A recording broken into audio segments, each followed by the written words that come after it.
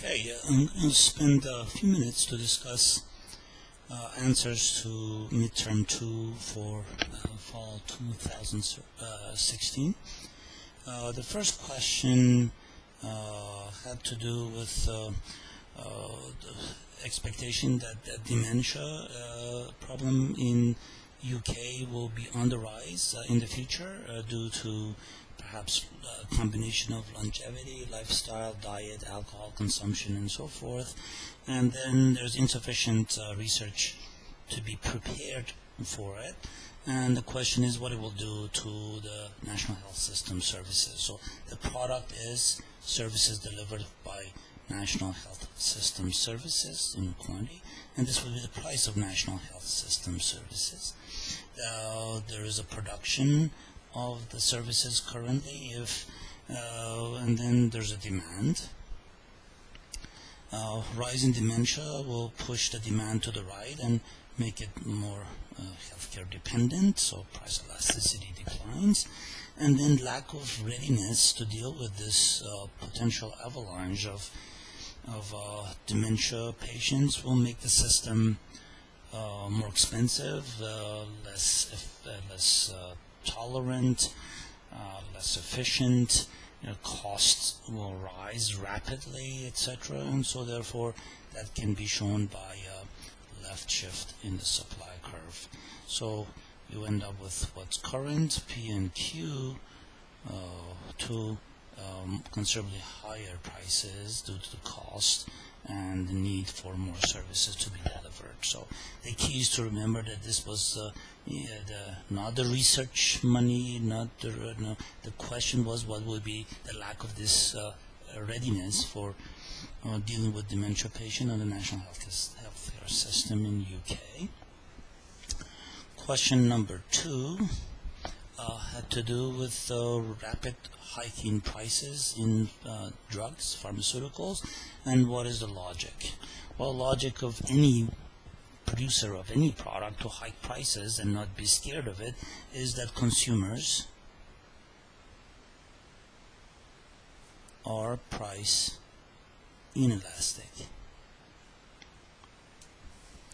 So if you know that people either because of the insurance or their desperate need, they can basically mortgage or sell off their property to pay for it, the demand is inelastic.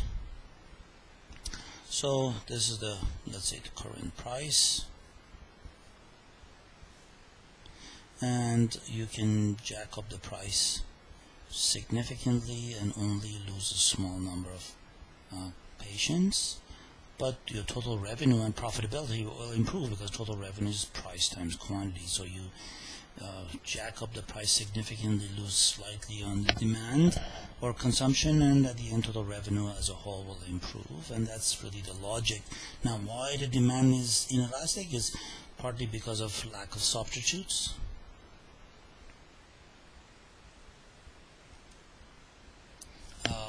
and partly because of the availability of insurance, and that people don't shop around even if substitutes are available.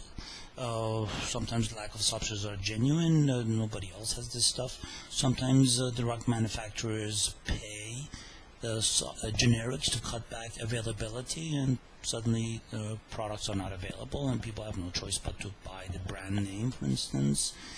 So there are all kinds of weird, even unethical things happen in order to restrict availability, in order to be able to raise prices, and that could be your own cutback, or you could pay others who compete with you to stay out of the market, and so therefore the overall supply of this product and its alternatives will shrink, and then people will get their back pushed up against the wall and pay for it, and let alone if they have a government that is paying. And so they think of it as a money on the table to be grabbed. So that's in essence, in a nutshell, is the logic. Now, some of you, because you don't know how to use economic theories, you write all kinds of essays and editorialize, etc., but you just don't have specific economic ideas that explains if not all of it, most of it, and so your answers turn out to be a whole hodgepodge of little comments that sometimes they don't quite add up if you read through it and see if they logically follow one another, and they don't. That's why you need to sort of rely on some hard economic set of ideas or tools in order to arrive at logical conclusion. Otherwise, you just sort of touch on a bunch of things and they may not quite be consistent. The question number 3 had to do with the role of IT in medical care services. So the product is not IT, but medical care services. And this is the price of medical care services. There's a demand and there's a supply, and this would be a supply with IT. Improved production and hopefully reduce cost, and hopefully down the road reduction in prices. That may or may not happen, but at least because the cost goes down, you know, if you can be monitored without coming and clogging in the office from remote, you would think that the charges would be less. Now we have telenurse that the insurance companies have introduced. Hopefully you can call a nurse and talk your situation over the phone, and that will result in not needing to go to a doctor, or maybe go into a right kind of doctor as opposed to visiting a bunch before you find the right person. And as a result, hopefully lower cost. The only question is whether they will reduce your premium, or that ends up only simply benefiting the insurance company that introduced it, but their cost structure goes down. If people use more telenurse, the cost structure will drop for them. Will they translate that into a lower premiums? That's a different story, of course. Question number 4, the role of role of advanced technology that are not quite meeting the criteria of marginal product relative to price sort of condition, because if to pay the price, the marginal product needs to be there to justify it. If marginal product is just slightly improved or not improved at all, and yet price is high, you're engaged in applying the wrong resource, because you're paying top price for something that is maybe marginally beneficial, or only beneficial to protect the physician or just satisfy their curiosity, etc. It's not really a fantastic thing. It just helps them with that. So how do you understand the misapplication of any resource, including technology, on medical care services? Price of medical care services, the demand is there. This would be use of proper or appropriate technology that is vetted and is meeting the requirement of its marginal productivity commensurate to the price you pay.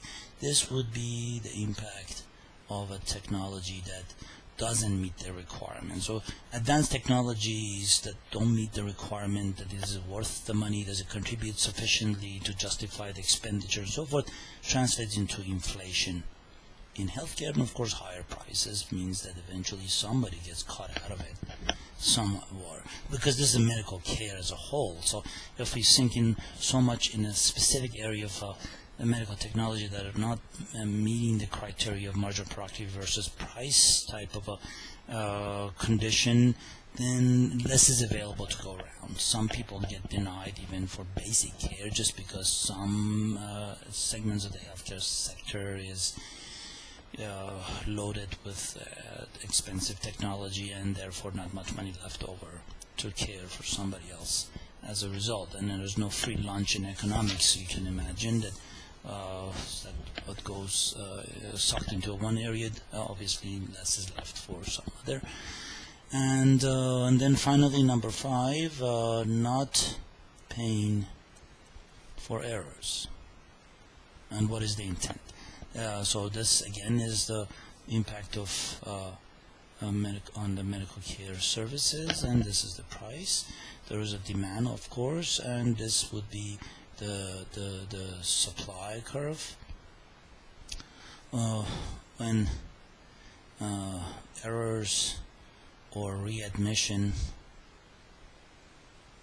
is paid for, and when they say that don't make errors or don't make sure that readmission doesn't occur, they're pushing the producer to become more efficient, not paying for errors and readmission. So the idea is to produce more care at falling prices and cost and prices. That is the intent of the policy, to make the producers more careful to avoid errors and become more efficient. I hope this also assists you in sort of sorting things out.